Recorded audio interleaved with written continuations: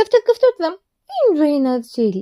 இயேசு கிறிஸ்துவின் வருகை மிக சமீபம். மத்தேயு சுவிசேஷம் 24 அதிகாரம் 27 வசனத்திலிருந்து 31 வசனம் வரைக்கும் நீங்க பாத்தீங்கன்னா, இயேசு கிறிஸ்துவின் வருகை மின்னல் கிழக்கிலிருந்து தோன்றி மேற்கு வரைக்கும் பிரகாசிக்கிறது போல இருக்குன்னு சொல்லியிருக்காங்க.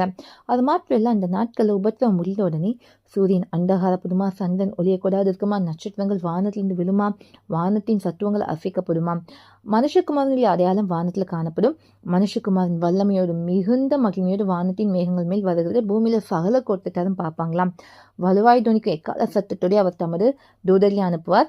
அவங்க என்ன பண்ணுவாங்க, ஏசு கிறிஸ்துவால் தெரிந்து கொள்ளப்பட்டவர்களை கூட்டி சேர்ப்பாங்க. இதுதான் நடக்க போகுது.